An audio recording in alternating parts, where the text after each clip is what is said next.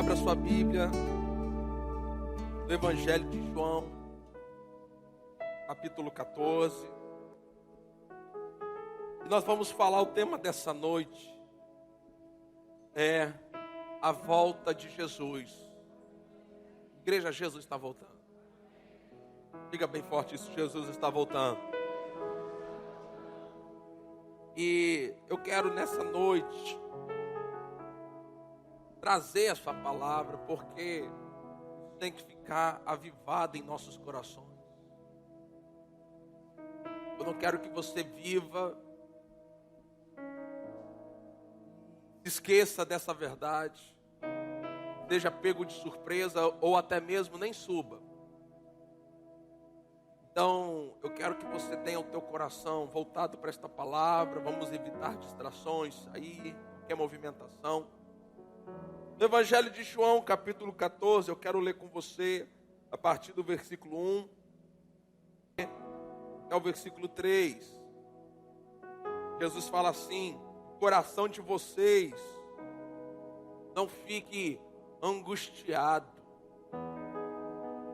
Vocês creem em Deus, creiam também em mim. Na casa de meu Pai há muitas moradas. Se não fosse assim, eu já lhes teria dito, pois vou preparar um lugar para vocês. Agora o versículo 3 é a promessa. É a promessa da volta dele. E quando eu for e preparar um lugar, o que ele prometeu? Então ele prometeu que ele vai voltar. Coloca isso na revista corrigida, por favor. Olha só como é que está na revista corrigida. Se eu for, e ele foi, nos preparar lugar, virei. Então diga bem forte: Jesus vai voltar. Olha para alguém e fala: Jesus vai voltar. Então ele prometeu. Virei outra vez. E o que mais que ele vai fazer? E vos... Quantos aqui vão ser levados? Quantos aqui vão ser levados? Virei outra vez e vos levarei mesmo. Para quê? Onde eu estiver, estejais vós também. Você pode dizer glória a Deus para essa promessa? Amados, essa é a bendita esperança do salvo. É a bendita esperança. A volta de Jesus. Nós estamos aguardando, nos preparando, esperando a volta de Jesus. E esse texto não é um dos apóstolos dizendo, não é alguém profetizando, não, é o próprio Senhor Jesus. É o próprio Senhor Jesus falando, nos prometendo: olha, eu virei outra vez. Eu vi uma vez. Eu nasci aqui, cresci,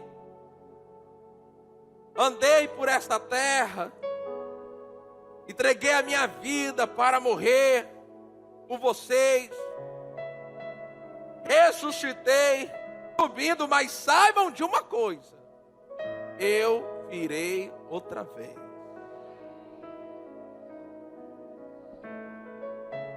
E vos levarei. Agora você tem que ter a convicção de que quando ele voltar, ele vai levar você. Então quantos aqui têm a convicção? Pastor, pode ser a qualquer momento: Jesus voltou, ele vai me levar. Diga amém bem forte. Então, a volta de Jesus, olha, a volta de Jesus é um ensino muito importante no Novo Testamento. Nós temos mais de 300 citações no Novo Testamento da volta de Jesus. A cada 30 versículos no Novo Testamento, um é sobre a volta de Jesus. Os cristãos eles criam tanto na volta de Jesus, e eles acreditavam que Jesus ia voltar naqueles dias. Eles viviam assim porque eles ouviram esta promessa. Eles ouviram Jesus, porque a Bíblia diz que depois que Jesus ressuscitou, no período de 40 dias, ele apareceu aos seus discípulos, falando acerca das coisas do reino. E depois a gente vai saber que lá em 1 Coríntios, depois Paulo falando sobre isso, ele fala que Jesus apareceu para mais de 500 irmãos. Então, esses 500 irmãos ouviram Jesus falando: olha, eu vou voltar. Então, os crentes, os primeiros cristãos, os cristãos assim, do primeiro século, como a gente fala, a igreja primitiva, eles tinham um hábito. Nós temos um hábito, nós quando nos encontramos, nós falamos assim para os irmãos: a paz do Senhor. Não é assim que a gente cumprimenta? É o nosso hábito. Mas os primeiros crentes, eles tinham tanta certeza da volta de Jesus, e experimentavam dizendo Maranata. Eles não davam a paz do Senhor como nós. Isso veio muito depois.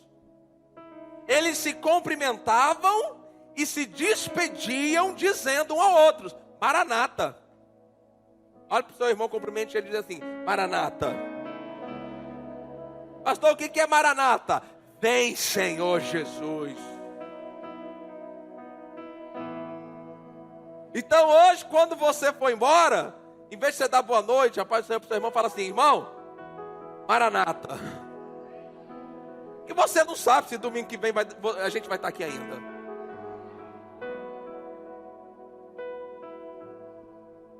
Então, isso mantinha neles a convicção de que Jesus ia voltar. Irei outra vez e vos levarei. Então isso era uma promessa muito vívida da igreja. Os apóstolos falavam muito disso. Era um ensino. Por isso que a ressurreição dos mortos e o juízo eterno são doutrinas básicas. Estão listados em Hebreus capítulo 1, capítulo 6, versículo 1, versículo 2. Você vai ver lá as doutrinas elementares de Cristo. Dentre elas, nós temos lá a ressurreição de mortos e o juízo eterno, que são assuntos de escatologia dos últimos dias. Então aquela igreja vivia debaixo dessa convicção: Jesus vai voltar, Jesus vai voltar, Jesus vai voltar. Sabe, amados, e nós precisamos resgatar isso. Porque falar de Jesus, para mim e para você, não é para causar medo. Eu não estou aqui falando sobre a volta de Jesus para você sair daqui do culto hoje apavorado com medo. A Bíblia chama a volta de Jesus a nossa bendita esperança. Agora nós precisamos falar mais sobre isso. Nós precisamos, sabe por quê, irmãos? Irmão, vamos lá. A gente sabe, porque a Bíblia diz que a gente não sabe o dia e a hora, ok? Amém? Então, por favor, eu estou falando isso porque eu vou falar agora em seguida. Mas vamos fazer de conta que a gente soubesse que Jesus vai voltar essa semana. Vamos colocar um dia, quinta-feira. Você tem hoje, segunda, terça, terça, quarta e quinta, meio-dia já era, foi. Quem tiver que ir vai, e quem tiver que ficar, fica. Você concorda comigo? Você viveria esses dias diferentes? Se você soubesse que Jesus vai voltar quinta-feira, meio-dia, você ia pelo menos tentar até quinta-feira evitar de pecar? Não, gente. Ou seja, ia te trazer temor, ia viver mais santo. Iam ser os 4 dias mais santos da sua vida na terra.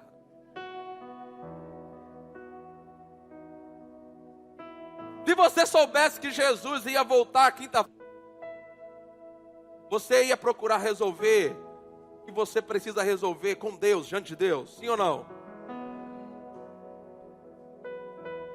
Se você soubesse que Jesus ia voltar quinta-feira, meio-dia, você ia dar um jeito de pregar para os seus familiares que ainda não são crentes e fazer de tudo para eles se converter, sim ou não? Ou seja, a volta de Jesus nos estimula a viver uma vida mais santa.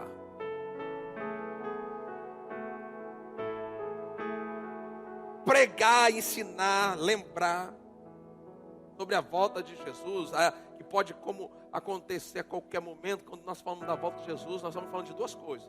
A primeira delas, o arrebatamento da igreja. A igreja está arrebatada.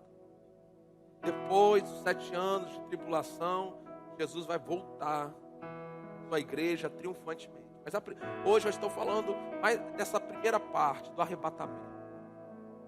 Porque o arrebatamento é para os salvos. Salvos, aqueles que vão ser levados. Então, falar da volta de Jesus nos leva a viver uma vida mais santa, uma vida mais consagrada. Eu acredito, amados, que se eu e você soubéssemos que até quinta-feira, meio-dia, Jesus vai voltar na quinta-feira, meio-dia. Meu irmão, você ia dar um jeito de orar mais até quinta-feira. Você ia orar mais. Eu ia, pelo menos. Eu ia orar mais. Olha, irmãos, eu ia pedir perdão por todos os meus pecados, por tudo. Deixar minha vida resta, para não comparar o de Cristo com problema nenhum. Porque a volta de Jesus, nós termos lembrados sobre a volta de Jesus, nos leva a uma vida de mais santidade. Por isso que o Evangelho se espalhou do jeito que se espalhou no livro de Atos, porque eles tinham essa convicção: Jesus vai voltar, nós não temos muito tempo, nós precisamos espalhar essa palavra o mais rápido possível.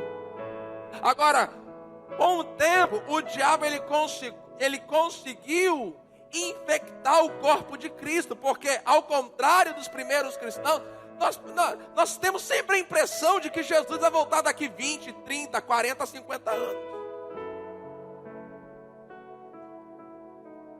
Às vezes eu pergunto isso para os crentes: assim, olha, na sua opinião, quanto tempo você acha que leva ainda para Jesus voltar? Ah, pastor, ainda vai mais de uns 50 anos. Eu fico pensando, gente, será que as pessoas não leem a Bíblia, não?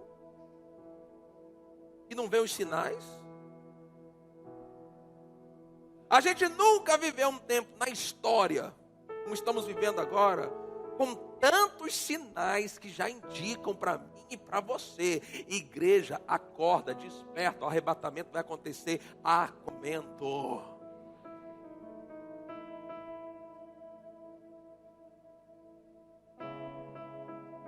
Nós não temos razões para acreditar que é daqui 50 anos. Pode ser daqui a 50 segundos.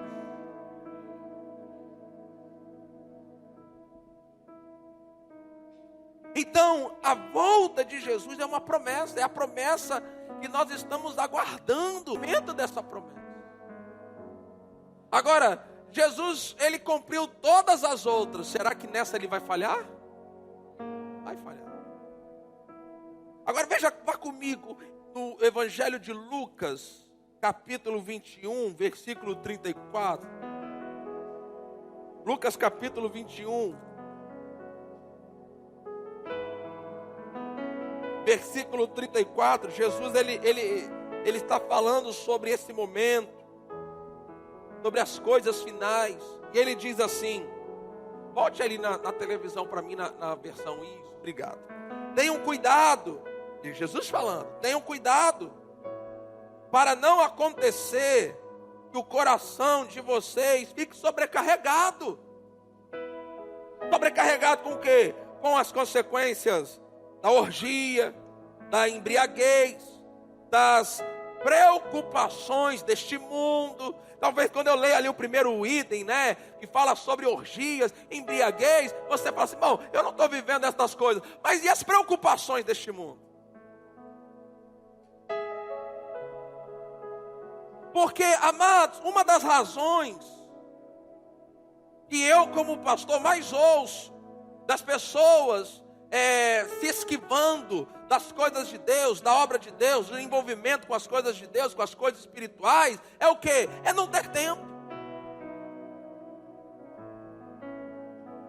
Pastor, eu não tenho tempo, minha vida é muito corrida, eu tenho isso, eu tenho um filho pequeno, e isso deu muito tempo, e o meu trabalho, e aquilo outro. Pessoas não estão tendo tempo para servir a Deus, colocar as coisas de Deus. E eu não quero dizer com isso que você está vivendo uma vida de pecado, fazendo coisas erradas aí no mundo. Talvez você seja uma pessoa de um bom comportamento moral. Mas, irmãos, não é só bom comportamento moral, tem mais coisas que incluem a vida cristã. Servir a Deus, ter um bom comportamento moral, não beber, não fumar, não trair, não roubar, não é mais do que a minha e sua obrigação, gente. E vamos dizer uma coisa, não precisa ser crente para não fazer essas coisas. Se você acha que como crente você está abafando, que você não bebe, você não fuma, você não trai, você não rouba, você está fazendo mais que a sua obrigação.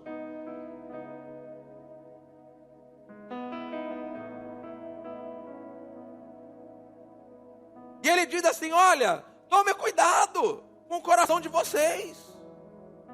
Não deixe que o coração de vocês fique sobrecarregado de preocupações com as coisas deste mundo. Agora, por que Jesus diria isso? Porque existe o perigo. E esse é um perigo dos nossos dias. Isso tem sido forte nos nossos dias. Porque o coração do povo de Deus está sobrecarregado com preocupações das coisas deste mundo. Quando eu digo coisas deste mundo, eu não me refiro necessariamente a pecado, mas eu me refiro a coisas que podem ser até legítimas aqui na terra. Coisas que eu e você legitimamente temos que fazer, mas não são coisas que são para a eternidade. Cuidado com aquilo que não é pecado, mas que pode se tornar um peso na sua vida. Que impeça você de correr a sua carreira, de servir a Deus, de ter uma vida de obediência ao Senhor, de fazer aquilo que Deus tem a expectativa que você faça. Porque como nós sabemos, eu e você vamos individualmente comparecer ao tribunal de Cristo para receber o galardão do nosso serviço aqui na terra. Então ele diz que nós não devemos ficar sobrecarregados com as coisas deste mundo. Por quê? Para que aquele dia, que dia? O dia do arrebatamento, o dia da volta de Jesus, para que aquele dia não venha sobre vocês repentinamente. Versículo 35. Então, veja, apesar da gente não saber o dia e não saber a hora, os crentes que estiverem cheios do Espírito Santo, ouvindo a voz do Espírito Santo, não vão ser pegos de surpresa. Eles vão ter o testemunho dentro deles. Está chegando a hora. Está chegando a hora. Eles vão saber por dentro. Olha, eu posso não saber o dia, eu posso não saber a hora, mas eu sei que está perto. Então, quando o seu coração está sobrecarregado com as coisas deste mundo, esse dia vai vir repentinamente como uma armadilha, pois sobrevirá a todos os que vivem sobre a face de toda a terra. Versículo 36. Será que a igreja pode ler esse texto comigo? Bem forte, bem bonito, no já. 1, 2, 3 e já. Portanto, vigiem o tempo.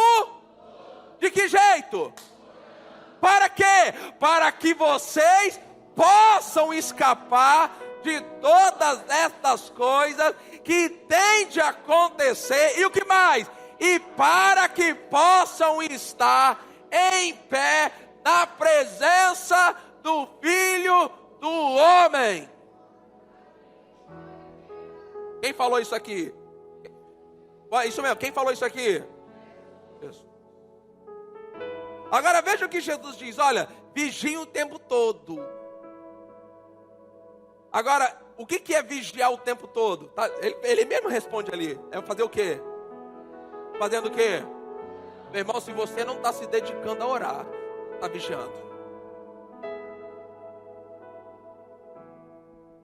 Igreja, se você não está desenvolvendo a sua vida de oração, você não está vigiando. Em um tempo como esse que nós estamos vivendo, tantos sinais da volta de Jesus para tudo quanto é lado, você não está orando diariamente, não está desenvolvendo uma vida de oração. E você está deixando que as preocupações deste mundo engulam o teu tempo a ponto que você não tem nem tempo para Deus. Então você vai ser pego de surpresa. Porque ele diz que nós temos que vigiar o tempo todo orando. Então, uma das coisas que nós temos que fazer muito, à medida que a gente percebe que a volta de Jesus está perto, é a gente tem que orar mais. Para que vocês possam escapar. Para que Jesus ensinaria para mim, para você, um jeito de escapar, se fosse impossível isso não acontecer com a gente? Porque, meu irmão, deixa eu dizer algo para você. Saia dessa cadeira de conforto que você está sentado achando que uma vez salvo para sempre. Porque nesse dia nós vamos ter surpresa de gente que a gente acha que vai subir, que vai ficar. E gente que a gente acha que vai ficar e que vai subir.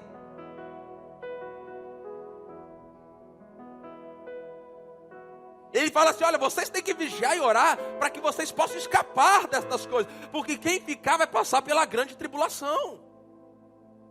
E ele quer que a gente escape destas coisas. Mas não é só escapar destas coisas. A oração, o vigiar o tempo todo, orando, vai nos dar condições de escapar destas coisas. Mas não é só isso. Ele fala algo muito sério no final. Para que possam o quê? Completa a igreja bem forte. Para que possam estar o quê? Aonde? De quem?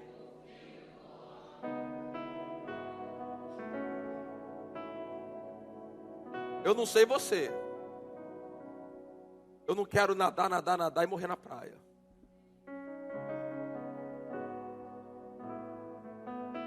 Para que possam estar em pé. Agora, quantos de nós queremos estar em pé nesse dia? Quer estar em pé? Então você precisa vigiar o tempo todo orando. Então o que nós precisamos nesses últimos dias, eu e seu aqui na terra, que esse Jesus está por voltar, e nós cremos que ele vai voltar, e tudo indica, eu absolutamente creio nisso, que Jesus vai voltar nessa geração. Eu vou repetir, eu vou te dar uma segunda. Jesus vai voltar nessa geração. Nós somos a geração que vai ser arrebatada.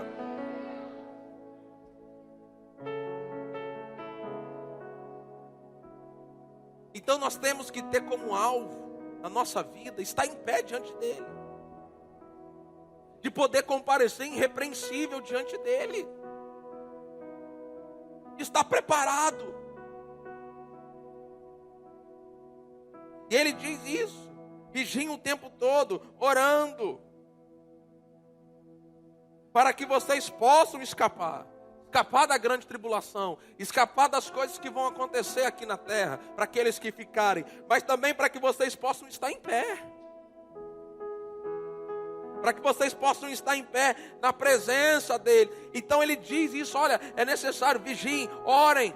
Orem para que vocês estejam percebidos, para que vocês estejam sensíveis. Orem para que as coisas deste mundo não sobrecarreguem o coração de vocês. vocês fiquem tão preocupados com as coisas desta terra, vocês fiquem tão preocupados com resolver isso, resolver aquilo, com comprar isso, com comprar aquilo, com ter isso, com pagar aquilo, com aquilo outro, e esse dia pegue você repentinamente, e aí você vai ser tão pego repentinamente, que em contrário de subir, você vai ficar, você não vai conseguir escapar das coisas que vão acontecer aqui na terra.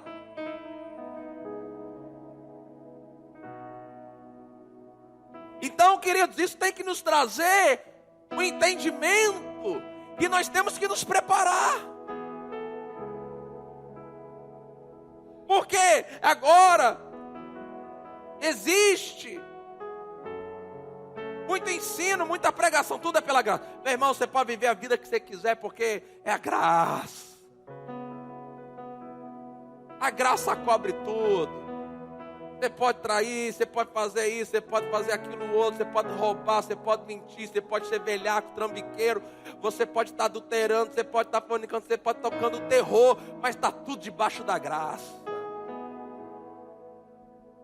Graça, meu filho, vai ensinar a mim e a você a renunciar às paixões mundanas. Graça vai ensinar eu e você a viver uma vida que agrada a Deus. Essa graça que libera você para viver de qualquer jeito, pecado, uma vida de mundanismo, que não confronta você, que não fala que você tem que negar a si próprio, renunciar à sua carne, mortificar a sua carne, negar as coisas do mundo, colocar as coisas de Deus em primeiro lugar. Essa graça não vai te levar para o céu, essa graça vai te levar para o inferno.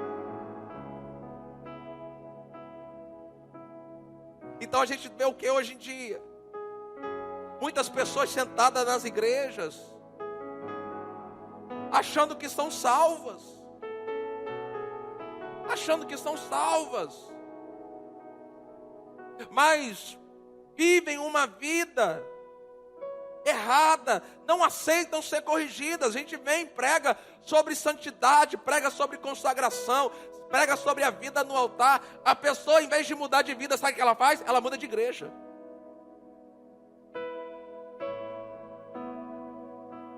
Elas não aceitam ser confrontadas, elas não querem ser corrigidas, elas não querem ouvir que elas estão erradas. Meu irmão, se o Espírito Santo usar o pastor para pregar uma palavra, para dizer que você está errado, você recebe esta palavra com mansidão no seu coração, porque esta palavra ela é poderosa para salvar a sua alma e livrar a sua vida do inferno. E todos nós temos que ter temor. Pastor tem que ter temor, membros têm que ter temor. Nós não podemos viver de qualquer maneira. Nós precisamos estar em pé na presença do Filho de Deus, Filho do homem, que é Jesus. Porque aquilo que nós escondemos dos homens aqui na terra está claramente diante do Senhor. Ninguém pode mentir para Deus. Ninguém pode esconder nada de Deus. Então nós precisamos estar preparados. Jesus ele fala sobre isso lá em Mateus capítulo 25, quando ali temos a parábola das 10 virgens. Você deve conhecer, mas eu quero destacar ali para você o versículo 10 ao versículo 13 de Mateus 25. Jesus, na parte final dessa parábola, ele diz: e saindo elas para comprar, chegou o noivo, porque as 5 virgens imprudentes, quando o noivo chegou, é que elas foram querer buscar o azeite. Gente, em nome de Jesus, aproveita, igreja, enquanto você ainda tem tempo de estar num culto como esse. Aproveita enquanto você tem tempo ainda de ir numa oração da madrugada. Aproveita enquanto você tem tempo ainda de buscar o Senhor, porque quando Jesus voltar, se você ficar, você vai querer, você vai buscar essas coisas, mas você não vai mais encontrar nada disso. Elas saíram para comprar, mas foram tarde demais. Sabe, amados, aquela geração de Noé, na hora em que o dilúvio caiu, Sabe de quem que eles lembraram? Sabe de quem que eles lembraram? De Noé. Sabe o que eles fizeram quando a chuva começou a cair? Correram. Você consegue imaginar aquelas mãos batendo no barco, gritando, desesperadas? Noé, abre para a gente entrar. Mas a Bíblia diz, eu disse o que agora? A Bíblia diz, e quem fechou a porta da arca foi o Senhor. E fechou do lado de fora. Irmão, vai chegar uma hora, quando a igreja subir, que a porta da arca vai fechar. A hora da gente pregar o evangelho, a hora da gente fazer casa de paz, é agora. A hora da gente viver uma vida de santidade, é agora. A hora da gente buscar o Senhor, é agora. Porque na hora que a porta da arca fechar,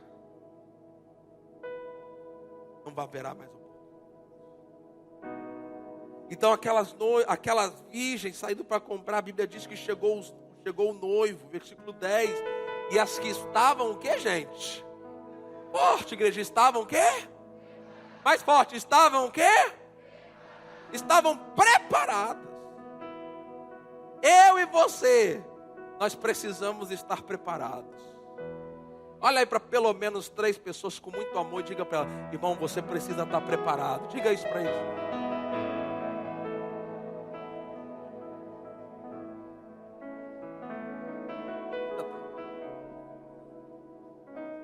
As que estavam preparadas, o que aconteceu com elas?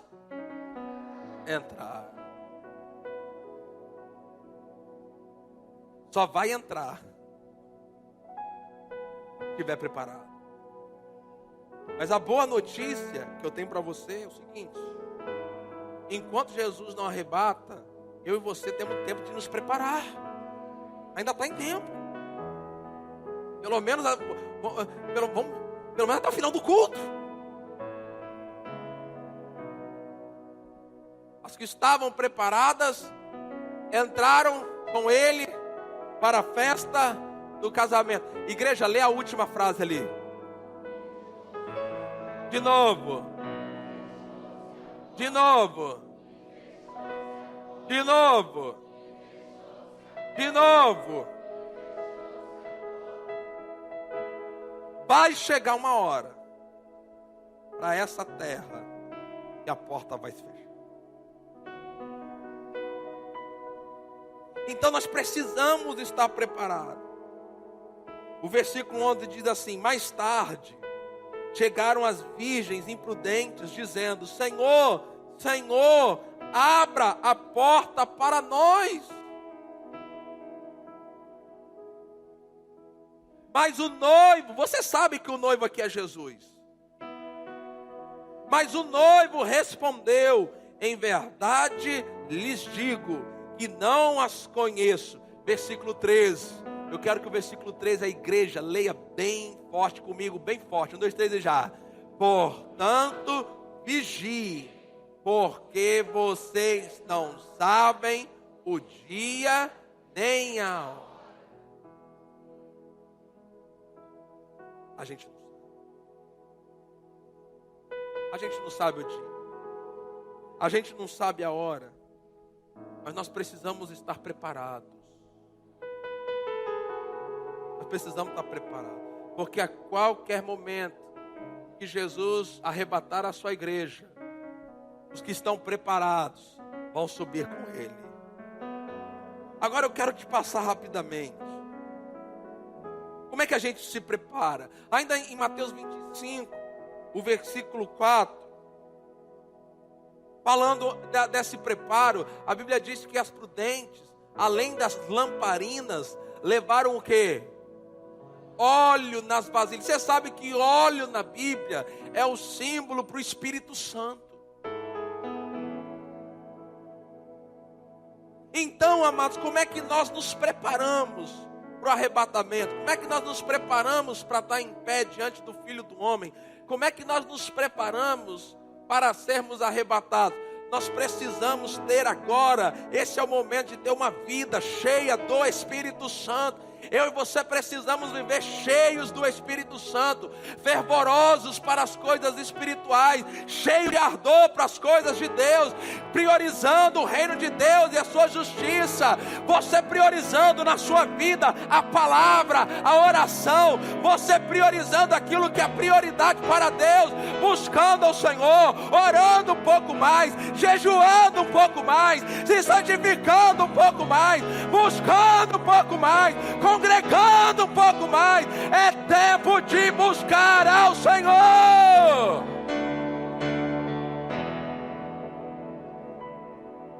Óleo tem preço, salvação não tem preço, salvação é de graça.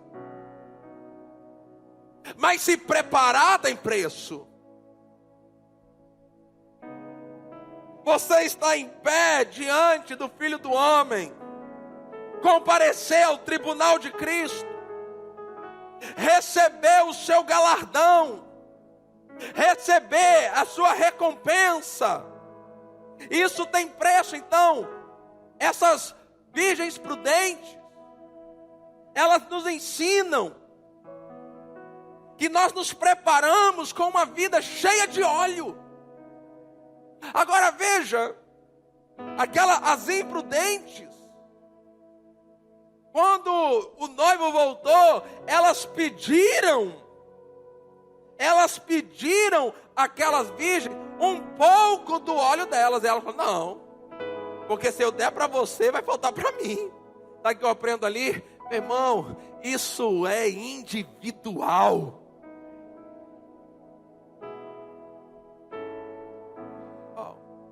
Às vezes nós ficamos colocando: não, estou esperando fulano, marido esperando esposa, esposa esperando marido, e um esperando não sei quem. Meu irmão, põe isso no teu coração: se ninguém na tua casa quer servir ao Senhor, então você vai servir ao Senhor. Se ninguém na tua casa está interessado em ir para o céu, vá você para o céu sozinho, mas vá para o céu. É individual. Elas estavam preparadas. E a minha pergunta agora para cada um aqui, quero que você responda audivelmente, mas eu quero que você responda aí diante do Senhor, que você está preparado, você está pronto para esse momento, você está cheio. Veja, as noivas prudentes, as virgens prudentes, elas estavam preparadas, sabe por quê? Porque tinha óleo. Minha vida no Espírito, estavam cheias do Espírito Santo, tinha óleo, tinha poder, tinha unção. A igreja, irmãos, que vai subir é uma igreja gloriosa. O que é uma igreja gloriosa? Tem a glória de Deus nela, tem o poder de Deus, tem a unção do Espírito Santo. Segundo, como que a gente se prepara? Eu quero te mostrar ali 1 Pedro capítulo 4. 1 Pedro capítulo 4 tem um outro princípio, uma outra orientação de como que nós devemos nos preparar. 1 Pedro capítulo 4, versículo 2. Olha só o que diz: para que o tempo que lhe resta na carne, vocês, para mim e para você, vocês não vivam mais de acordo com as paixões humanas, mas segundo o quê? Segundo o quê? Vamos ler este versículo juntos, bem forte, nós desejar. Para que no tempo que lhes resta na carne, vocês não vivam mais de acordo com as paixões humanas, mas segundo a vontade de Deus. O que é isso? Como é que eu me preparo? Primeiro, com uma vida cheia do Espírito Santo. Segundo, com uma vida de consagração. Cadê o amém mais forte dessa igreja aqui?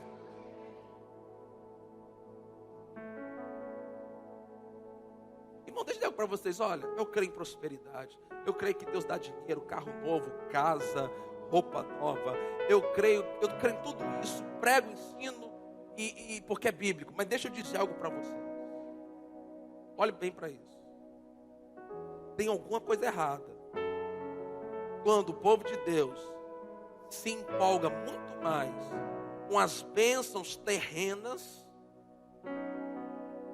Deus pode encher você de casa nova, carro novo, e tomara que encha mesmo. Porque Deus não tem problema nenhum em enriquecer qualquer um de nós. Mas tem alguma coisa errada quando a gente se empolga mais com essas bênçãos terrenas e com as bênçãos eternas.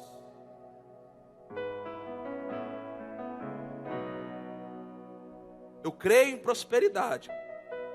Eu creio que Deus pode encher meu bolso de dinheiro. Mas eu me empolgo muito mais com aquelas bênçãos eternas que vão me acompanhar eternamente. Todo o dinheiro que Deus me der só vai ficar aqui na terra. Vou levar 1 centavo.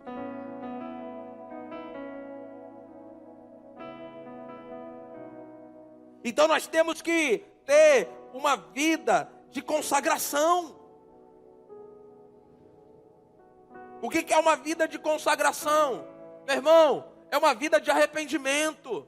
Se há algo na sua vida que você precisa se arrepender, se arrependa. Se há algum pecado que você precisa abandonar, abandone esse pecado. Se há alguém que você precisa perdoar, perdoe. No tempo que nos resta na carne, nós não sabemos quanto tempo, se um dia, uma semana, um mês, um ano, não sei, mas nesse tempo que eu e você ainda temos, vamos fazer um voto aqui nessa noite com Deus, de não viver mais de acordo com as paixões humanas, mas segundo a vontade de Deus.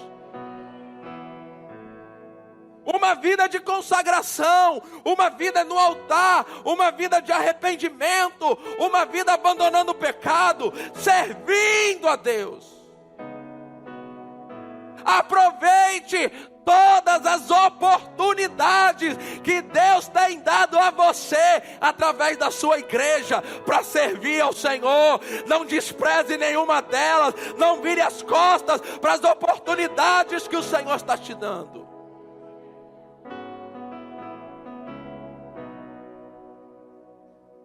As coisas de Deus, do ponto de vista terreno, são desprezíveis.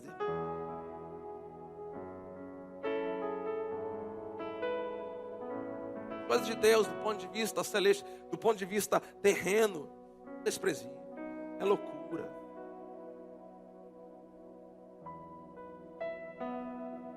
Sirva a Deus. Uma vida consagrada, sabe o que é? É você servir a Deus. Todas as suas forças. Da alegria. Você sabendo que a tua recompensa não vai vir do pastor. A recompensa vai vir do Senhor. E vai dizer para você assim: olha, você foi fiel no pouco, entra no gozo do teu Senhor. A Bíblia não fala assim Jesus não fala assim, ó, quem me confessar diante dos homens, eu confessarei diante do meu Pai que está no céu. Não é isso que fala? Imagina o dia lá do tribunal de Cristo, quando chegar o momento de Jesus confessar você, o seu nome, diante do Pai. E Jesus fala assim: Pai, esse aqui fez bonito lá embaixo.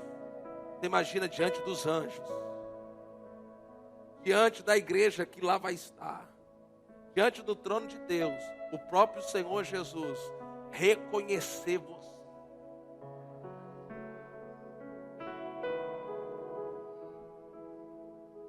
Vida consagrada é você servir. Você viver uma vida de arrependimento, uma vida que você abandona o pecado, andando em amor, andando em fé, porque fé agrada a Deus. Sem fé é impossível agradar a Deus. Vida consagrada, sirva a Deus. Olha aí para umas 3 pessoas e fala assim: sirva a Deus. Fala para essa pessoa assim: aproveite as oportunidades que Deus tem colocado diante de você para servi-lo.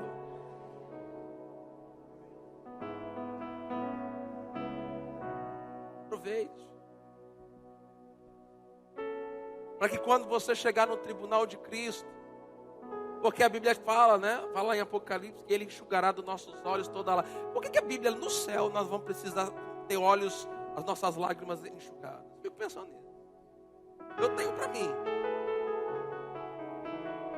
Jesus vai precisar enxugar nossas lágrimas, porque quando a gente chegar no tribunal de Cristo, nós vamos chorar. Por causa das oportunidades que a gente deixou passar, desprezou, de servir a Deus aqui na terra.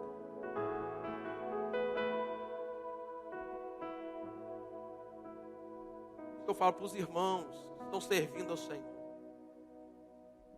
não se canse, não pare, não deixe, não abra mão.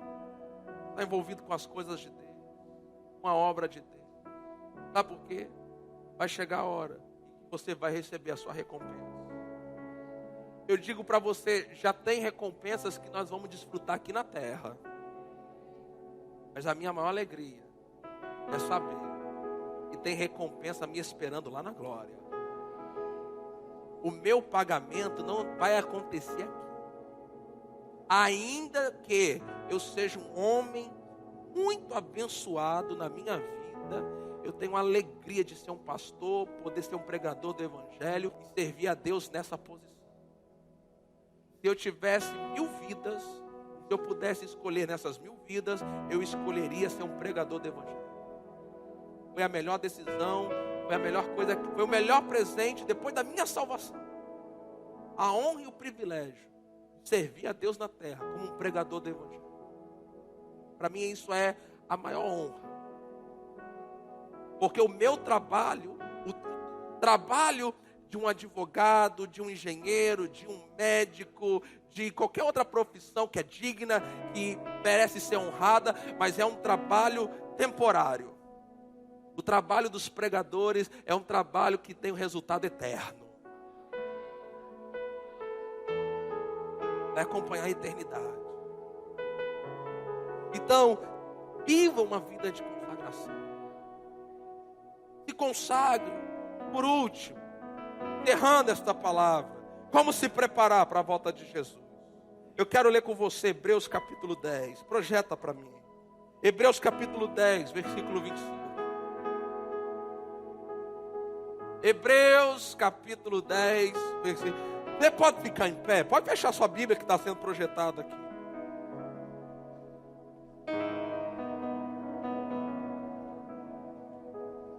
Hebreus capítulo 10, versículo 25. Eu vou ler. Deixa eu ler uma vez sozinho aqui. Não deixemos que nos, como é o costume de... Tem alguns no meio do povo de Deus que tem esse péssimo costume de não congregar.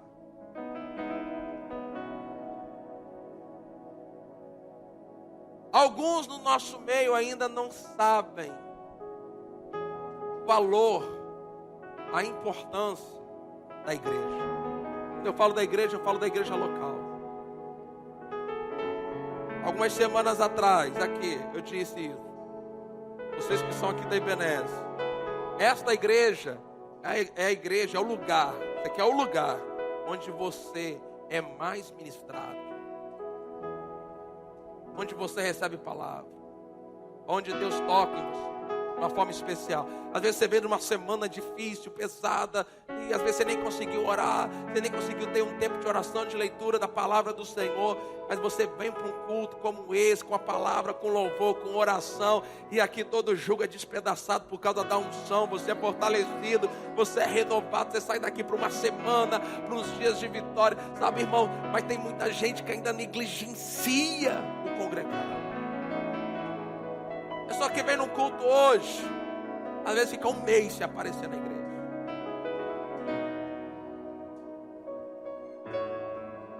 Às vezes eu fico assim, meu pai, ainda bem que a maioria não age assim. A maioria age assim, a gente tem que fechar a igreja.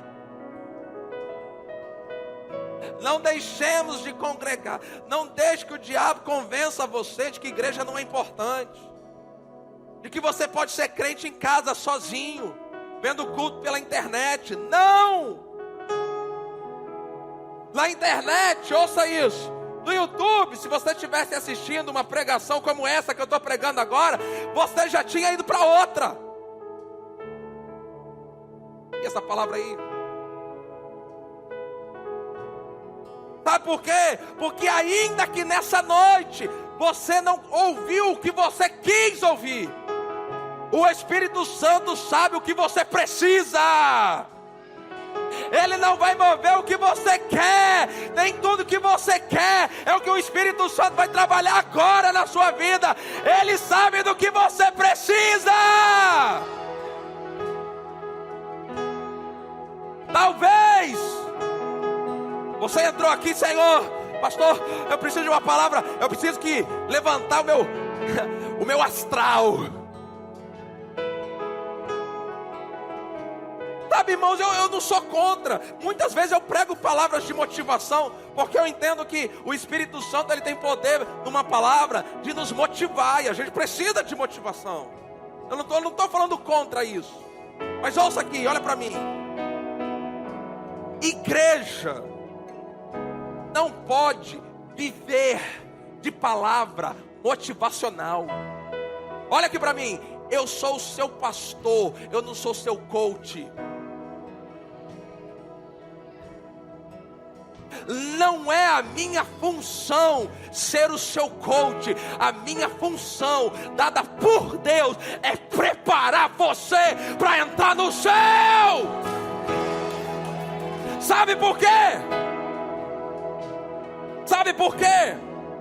Em Tiago, projeta aí para mim, Tiago capítulo 3, versículo 1. E meus irmãos, não sejam muitos de vocês mestres, sabendo que seremos julgados com mais rigor. O meu julgamento vai ser pior que o seu.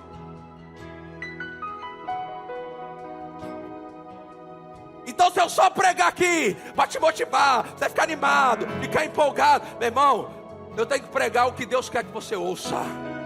Nessa noite, o Espírito Santo está dizendo assim: Batista Ebenezer, prepare-se, prepare-se, prepare-se, prepare-se, prepare-se, prepare-se. Coach não tem autoridade para pastorear a sua vida, é pastor que tem. Efésios capítulo 4 diz que ele deu dons aos homens, e está lá: apóstolo, profeta, evangelista, pastor e mestre. Eu sou um dom de Deus para a tua vida, para pastorear você, para te exortar, para te corrigir, porque eu sei, eu vou ter que dar conta de cada um. Então nem sempre você vai ouvir aqui vai te empolgar, porque não é meu objetivo te empolgar.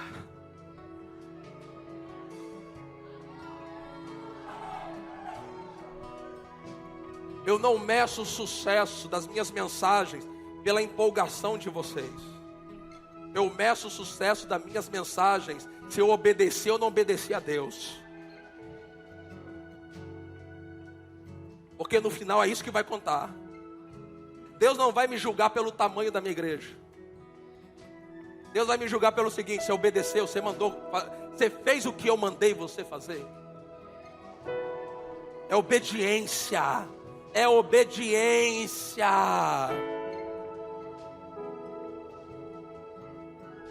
Então viva uma vida consagrada. Essa semana você vai ter uma grande oportunidade.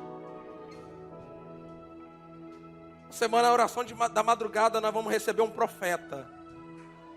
Hoje à tarde eu estava falando com ele. Ele falou assim: pastor, diga para a igreja. Ele falou isso: diga para a igreja levar as pessoas de cadeira de rodas. Diga para o pessoal trazer para os cultos. pessoas na cadeira de roda, pessoas cegas, surdos. Porque se eles crerem, se foram palavras, se eles crerem, o que Deus vai fazer essa semana vai sacudir essa igreja.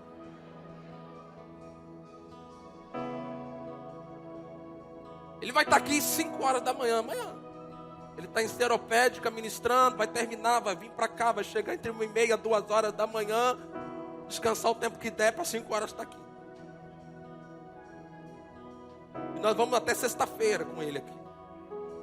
Vai ser um trabalho de muita unção, de muito poder. Você crê nisso? Eu disse para ele assim: profeta, vem quente que o povo está fervendo.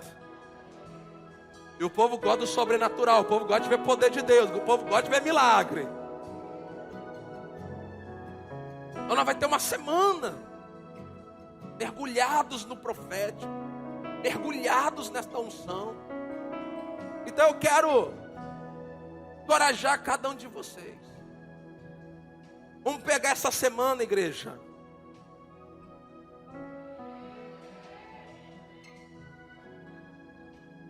Consagre essa semana.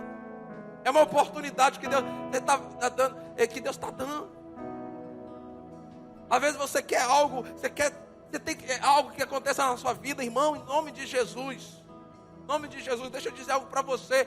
Copie as pessoas da Bíblia, como por exemplo a mulher do fluxo de sangue, venceu todas as dificuldades para tocar em Jesus. Talvez essa semana você vai ter que vencer as dificuldades, acordar, tudo aquilo que a gente sabe como é que é, mas você poder se expor a um ambiente, a uma atmosfera, aonde Deus vai estar operando e vai tocar a tua vida, vai tocar a tua causa.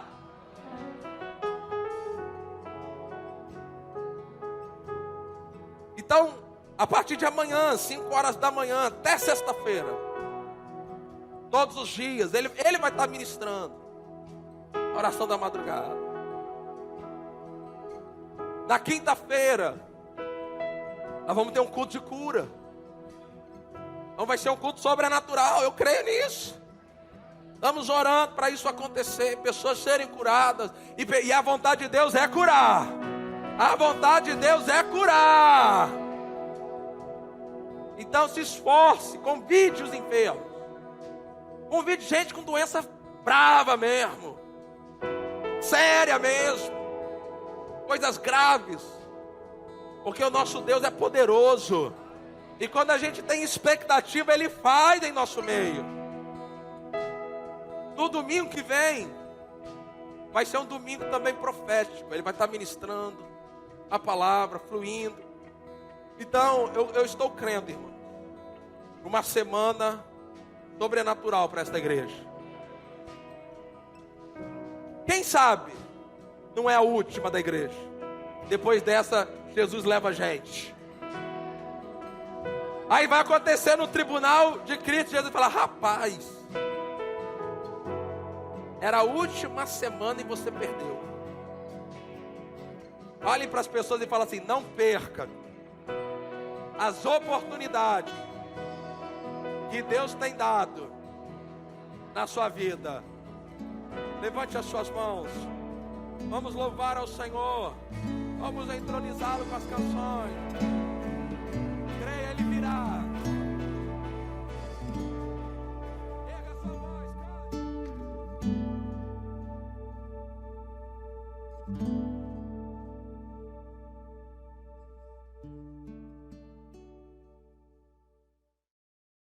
Vamos entronizá-lo com as canções.